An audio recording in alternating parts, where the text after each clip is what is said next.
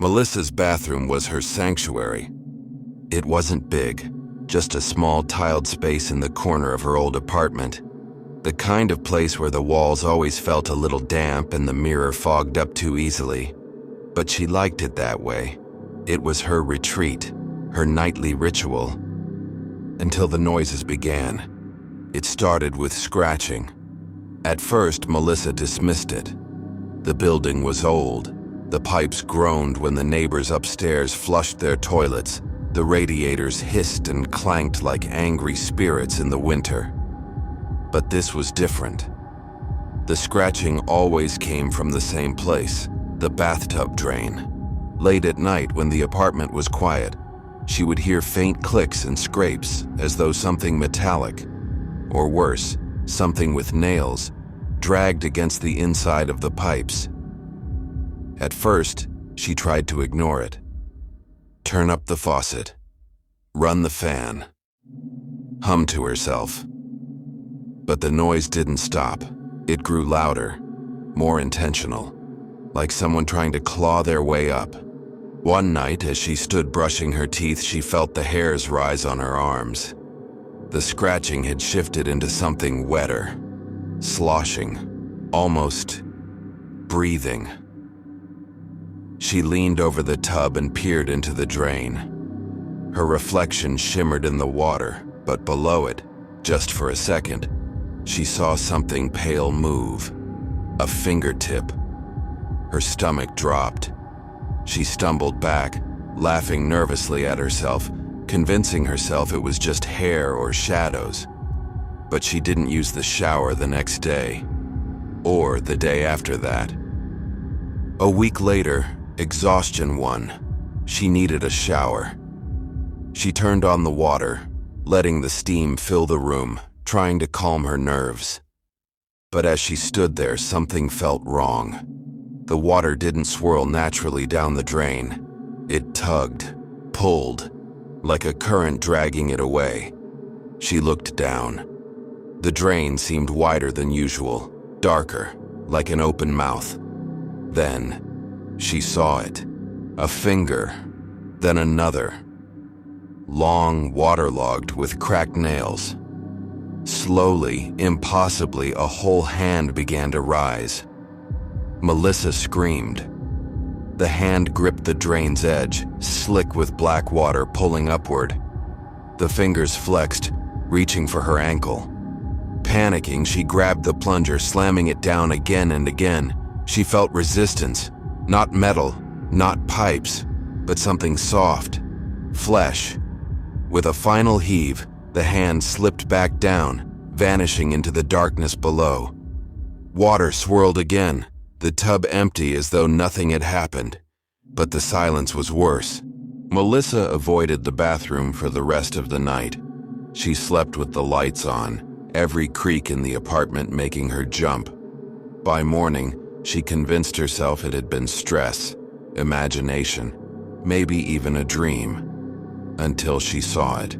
A wet handprint on the bathroom tiles right beside the tub, too large, too long. And next to it, faint scratches leading toward her bedroom door.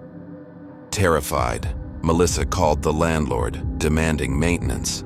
The old superintendent showed up 2 days later, shaking his head as she explained. He didn't laugh. He didn't dismiss her. He only muttered, "You're not the first." Melissa froze. The super told her stories, other tenants who had complained about the drains. Some said the water pulled too strongly, like it wanted them down there. Others heard voices, whispers rising up through the pipes at night. One tenant, years ago, had vanished. His apartment was found locked from the inside. The only clue, the bathroom floor soaked through, water still trickling from the tub. Melissa didn't sleep for days. She kept the bathroom door shut, a towel shoved under the crack. But that night, the noises returned. Louder, angrier, not scratching anymore, pounding. Something was slamming against the pipes from below. The floor vibrated. The mirror rattled. And then came the sound of rushing water. though every faucet in the apartment was off. Melissa grabbed her keys, ready to run, when she heard it. A voice, low, wet, echoing through the bathroom door. Her name. Melissa. She froze. Then came the sound of water spilling. A flood. Against her will, she opened the bathroom door. The tub was overflowing, water black and thick, pouring onto the tiles. And in the middle of it, a pale hand gripping the edge, pulling higher. This time it wasn't stopping. An arm followed, then the curve of a head, slick and bloated, eyes bulging, mouth stretched wide. Melissa screamed and fled the apartment, never once looking back. She never returned. She left everything behind. Furniture, clothes, even her grandmother's heirloom jewelry. Months later, she searched online out of morbid curiosity. She found a news clipping. Local woman drowns in apartment bathroom. Cause of flooding unknown. No plumbing issues found. The date was recent, after she had moved. Someone else had taken her old unit, and the bathroom had claimed them. Ethan had always hated working late. By day, the office tower buzzed with life. Phones ringing, printers humming, colleagues chatting.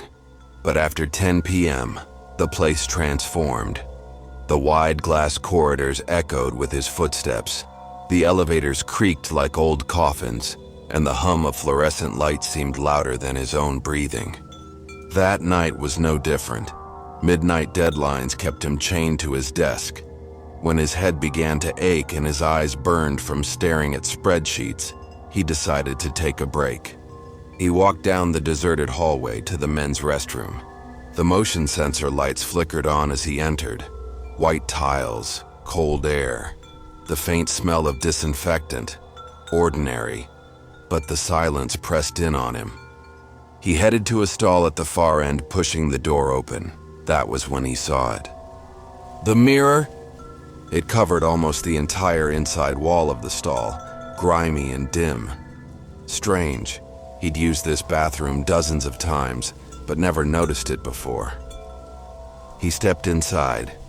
The mirror reflected everything. The stall walls, the graffiti etched into the door, the toilet. But not him. Where he should have stood was only empty space.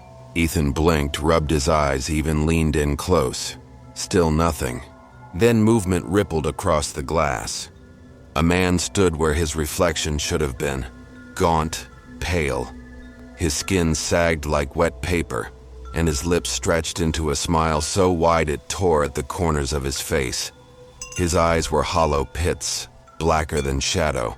Ethan's breath caught in his throat. The figure didn't copy him. It just stared, its grin growing wider. He stumbled back, slamming into the stall door. The figure didn't move. Heart pounding, he shoved the door open and ran for the sinks. The large mirror above the sink showed him, but also showed something else. The stall he had fled. And in it, the grinning man watching. Ethan spun around. The stall was empty. But the mirror told another story. Panic set in. He bolted from the restroom, racing down the hall. The whole building felt alive now. Shadows stretching, lights buzzing louder, the glass windows reflecting shapes that weren't there. At the elevator, the mirrored doors loomed in front of him. His reflection trembled in the steel. But behind him stood the figure, its head tilted, smile grotesque, eyes locked on his. Then the reflection moved on its own. The figure's hand pressed against the mirrored door, stretching outward. Ethan screamed.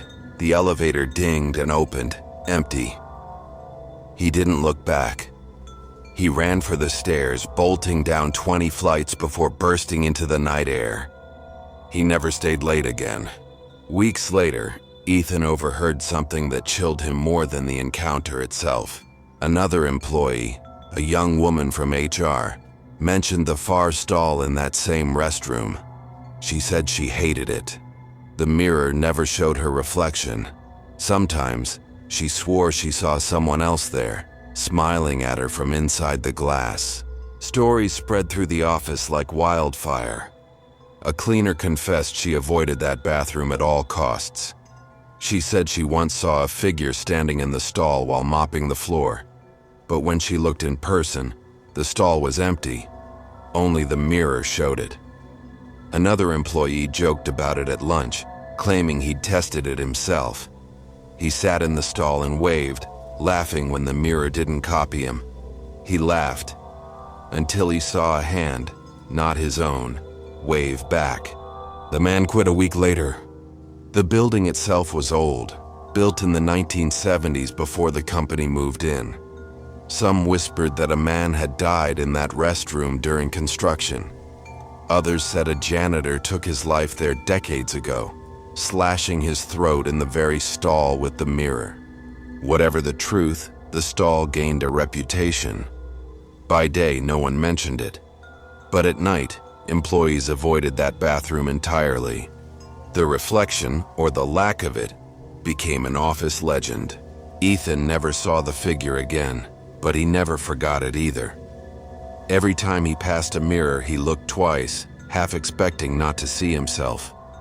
And deep down, he wondered, maybe he had escaped that night, or maybe he was already gone, and the reflection that should have been his was still trapped in that stall, smiling. Samantha had never liked shower curtains. Glass doors were fine, transparent, predictable, easy to see through. But shower curtains, they swayed when there was no draft. They cast shadows that didn't belong, and they always seemed thick enough to hide someone standing silently on the other side.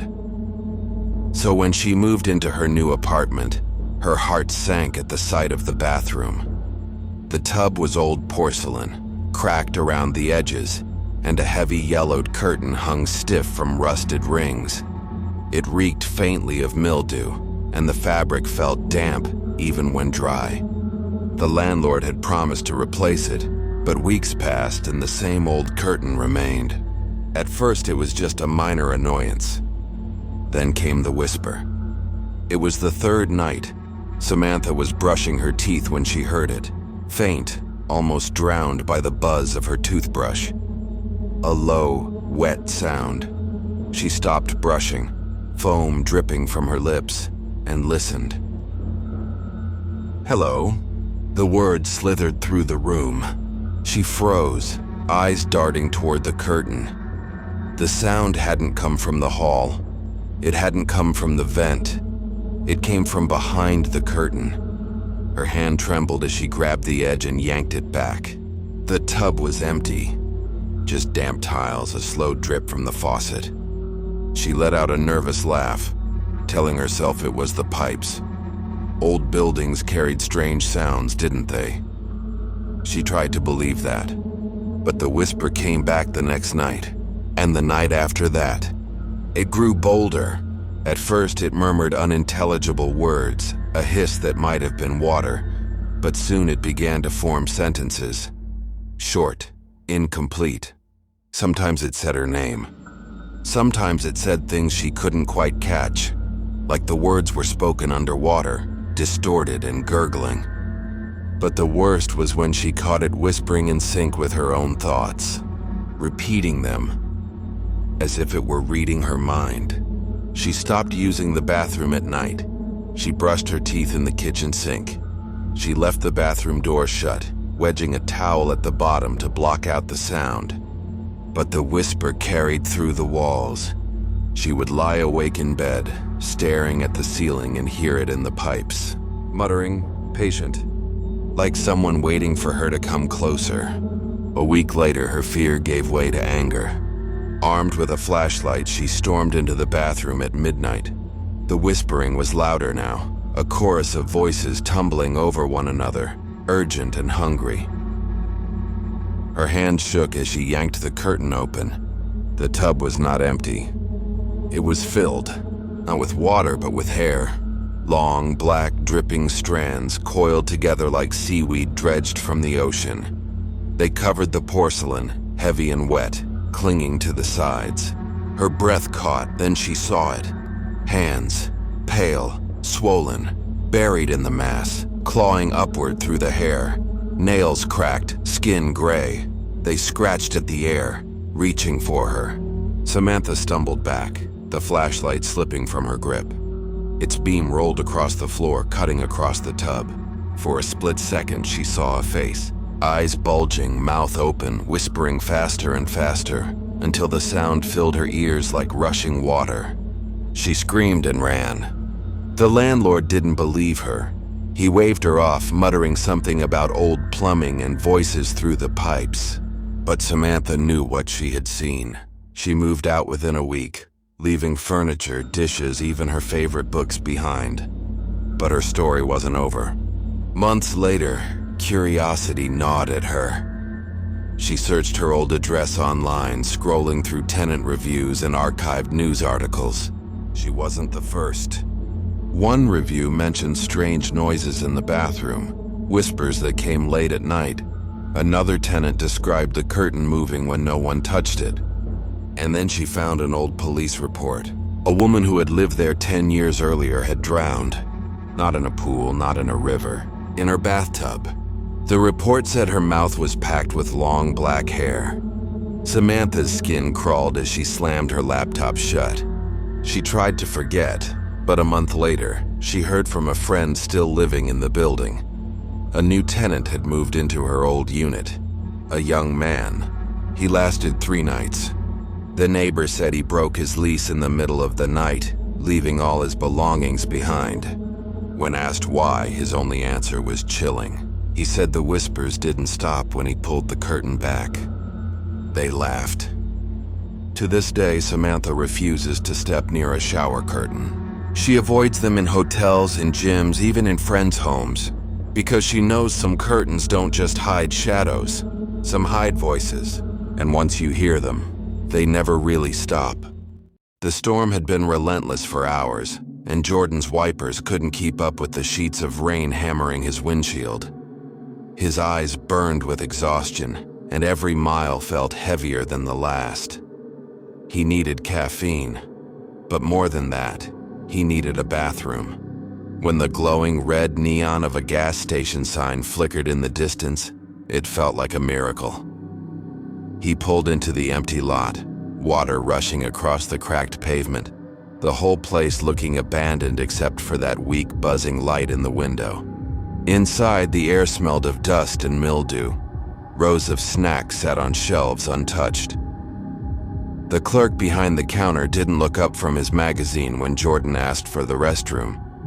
He only raised a finger and pointed down a narrow hallway lit by weak fluorescent bulbs. Jordan followed the hall.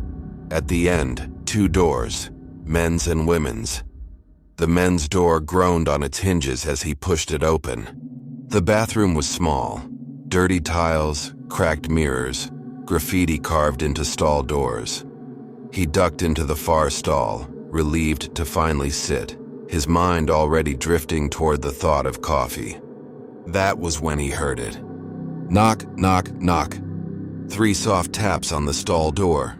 Jordan frowned, leaning forward to glance at the floor. No shoes. He checked both sides of the stall. Nothing. He swallowed. Occupied. Silence. Then slowly 3 more knocks. Louder this time.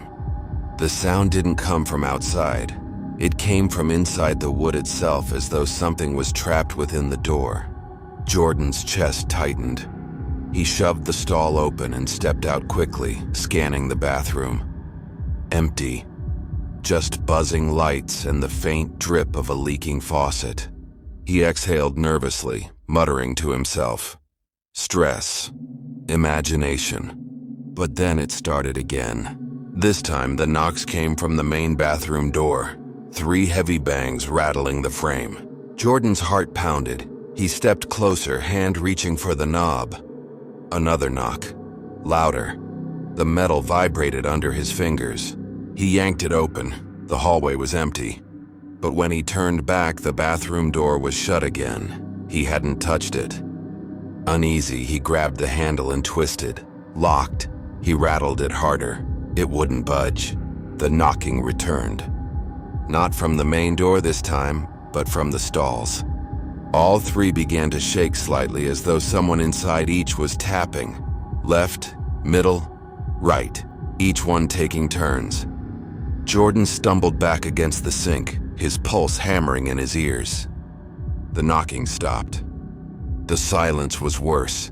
Then the main door slammed shut with a force so violent it shook the entire room. The lights flickered. The mirror above the sink vibrated in its frame. Jordan looked up and froze. His reflection was wrong. It moved out of sync with him.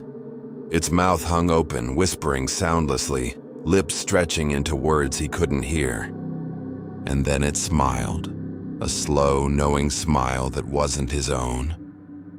The knocking exploded again, not just on the stalls, not just on the door. From everywhere. The tiles beneath his feet, the ceiling above him, even the mirror. Like dozens of fists hammering at once, demanding to be let out. Jordan covered his ears and screamed, pounding on the main door. Suddenly it swung open on its own. He stumbled into the hallway, gasping, soaked with sweat. The lights above buzzed faintly, normal again, as though nothing had happened. The clerk looked up for the first time as Jordan burst out of the hall. His face was pale, his eyes unreadable. "You used the bathroom?" the clerk asked softly. Jordan nodded, still shaking. The clerk stared at him for a long moment. "You should never knock back," he said. His voice was flat, almost a warning. Jordan stammered something incoherent, then fled into the rain, desperate to put miles between himself and that gas station. But the knocking followed him.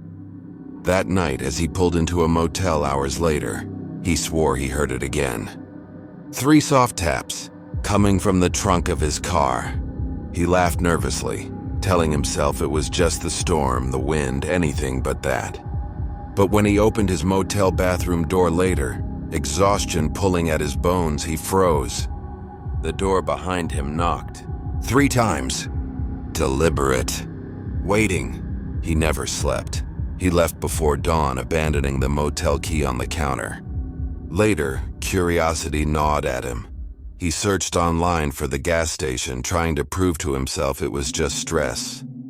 He found an article from years earlier. Local drifter found dead in gas station restroom. Door locked from the inside. Cause of death undetermined. Locals report strange noises from the restroom ever since. Jordan shut the laptop, his hands trembling. Because now, whenever he entered a restroom, anywhere, anytime, he found himself waiting for the knock. Caroline had only been in her new apartment for a week when she noticed the stain. It was small, tucked away in the corner of the bathroom floor, darkened into the grout between 2 cracked tiles. At first she thought it was rust, or maybe water damage from years of neglect. She sprayed it with bleach, scrubbed until her hands ached, and went to bed satisfied. But the next morning it was back. Not only back, but darker. She leaned close and sniffed, and her stomach turned. It smelled faintly of iron, like blood. At first she laughed it off. Old buildings carried plenty of quirks. But over the next few days, she noticed something unsettling. Whenever she ran hot water, steam seemed to bring the stain to life. The moment the bathroom filled with mist, the patch would gleam redder, almost fresh. By the end of the week, a thin line had crept outward from it, a streak that seemed to lead toward the bathtub. She touched it with a tissue. It smeared. Caroline scrubbed harder. Bleach, vinegar. Even industrial cleaner she bought from a hardware store. The streaks faded, only to reappear within hours, stretching further. Soon, faint splatters showed on the walls. Barely visible in daylight, but at night they seemed to pulse with color, bleeding through layers of paint. And always there was the smell, metallic, heavy, clinging to her skin and hair, until even her meals tasted wrong. Then came the noises. At first, a faint drip, drip, drip when the taps were off. Then muffled thuds like fists pounding against tile. But worse were the nights she heard water running, even when she hadn't turned anything on. The sound came from behind the walls, rushing, choking, like something being drowned in the pipes. And then one night, the voice. She woke in the dark to a wet, rasping whisper echoing through the bathroom. "Help me!" Her blood turned cold. The whisper came again, drawn out, bubbling as though spoken through water. "Help me!" Against all reason, she opened the bathroom door. The floor was soaked. Red water pooled across the tiles, seeping from the corner where the stain had begun. It spread slowly toward her bare feet, warm and sticky, and in the mirror she saw him, a man, pale, drenched in blood, slumped against the corner with his throat cut, eyes rolling back in his head. His lips moved again. "Help me!" Caroline spun around.